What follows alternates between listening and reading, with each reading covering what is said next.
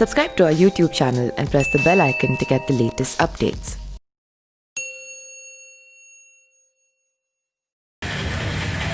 Corona को खत्म करने के लिए काम करें, कोरोना से लड़ने के लिए काम करें, कोरोना से होने वाली मौतों के बारे में चिंता करें और उसको रोकने के लिए काम करें। लेकिन दुर्भाग्य से जो कुछ भी घटनाक्रम राजस्थान में देखने को मिल रहा है, ये एक राजनीतिक नाटक के रूप में पूरा देश इस वक्त देख रहा है। एक पार्टी है जो इस कोरोना के महासंकट के समय में भी एमएलए बेचने में जुटी है, और एक पार्टी है जो एमएलए खरीदने में जुटी हुई है। यानी ऐसे समय में जब कोरोना से लड़ना चाहिए, खरीद फरोख्त की राजनीति राजस्थान के अंदर हो रही है, और ये हम लोगों ने कहीं पहली बार नहीं देखा है। और कांग्रेस पार्टी को देखकर, उसकी दशा को देखकर साफ तौर पे लगता है कि कांग्रेस पार्टी अब पूरी तरीके से खत्म हो चुकी है। गोवा में लोगों ने कांग्रेस को वोट दिया, एमएलए चले गए भारतीय जनता पार्टी में, सरकार बन गई बीजेपी की। गोवा में वोट दिया कांग्रेस की सरकार बनाने को, जो एमएलए जीतते हैं वो चले जाते हैं बीजेपी में, बन जाती है बीजेपी की सरकार। कर्नाटक में वोट दिया कांग्रेस को, एमएलए बिक गए, चले गए बीजेपी में, वहां भी बन गई बीजेपी की सरकार। मध्य प्रदेश में सरकार बनाई कांग्रेस की, वोट दिया कांग्रेस को, वहां भी एमएलए बिक गए, वहां भी सरकार बन गई भारतीय जनता पार्टी की। तो आप वोट देते हैं कांग्रेस की सरकार बनाने के लिए, लेकिन वोट चला जाता है बीजेपी को। आप वोट देते हैं कांग्रेस की गवर्नमेंट बनाने के लिए, लेकिन बन जाती है बीजेपी की सरकार।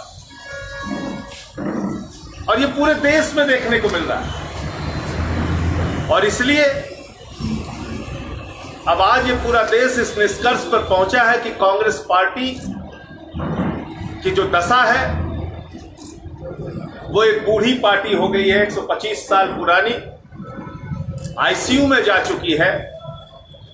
ना उसके लिए कोई वेंटिलेटर काम करेगा, ना कोई दवा काम करेगी। जहां जहां कांग्रेस आ रही है, सरकार तोड़फोड़ करके बीजेपी की बन जा रही है। एक नई पार्टी, एक नई उम्मीद के साथ, युवाओं की पार्टी, एक नई ऊर्जा के साथ दिल्ली में लोगों ने चुनी है आम आदमी पार्टी। अरविंद केजरीवाल को वहां अपना मुख्यमंत्री बनाया,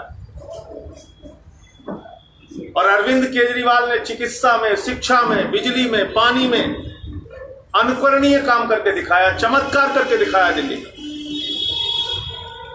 इस कोरोना के संकट से भी हमारी बहुत सारी आलोचना हुई, बहुत सारी बातें दिल्ली सरकार के बारे में कही गई, लेकिन आज वही दिल्ली की सरकार और अरविंद केजरीवाल की सरकार कोरोना से लड़ने में सबसे बेहतरीन सरकार उभरकर सामने आई है, जिसने इस कोरोना के संकट से निपटने के लिए न सिर्फ ऑक्सीजन बेड, वेंटिलेटर का इंतजाम किया, प्लाज्मा थेरेपी जैसी एक नई चिकित्सा विधि को अपनाया वहां लोगों का जीवन बचाने में।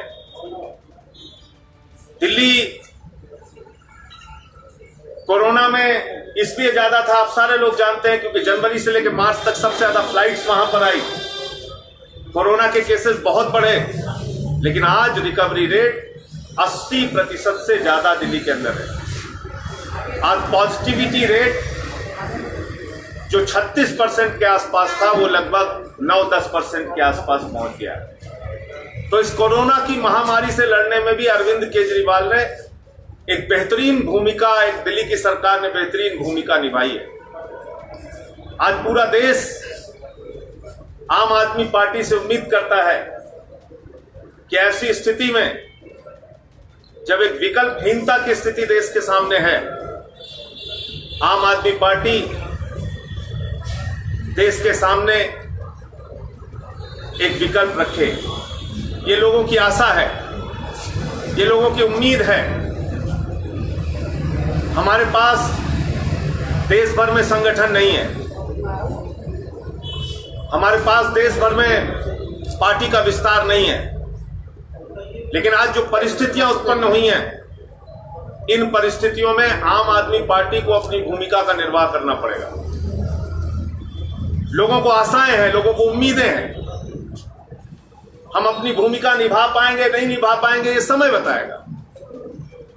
हम देश को एक विकल्प दे पाएंगे नहीं दे पाएंगे ये समय बताएगा। लेकिन जो आज परिस्थितियां उत्पन्न हुई हैं राजनीतिक घटनाक्रम से, उसमें पूरा देश आशा और उम्मीद भरी निगाह से आम आदमी पार्टी की ओर देख रहा है कि आम आदमी पार्टी इस देश को एक नया, एक ऊर्जावान, एक साफ सुथरा, एक ईमानदारी का विकल्प अरविंद केजरीवाल जी के नेतृत्व में दे पाएगी या नहीं दे पाएगी।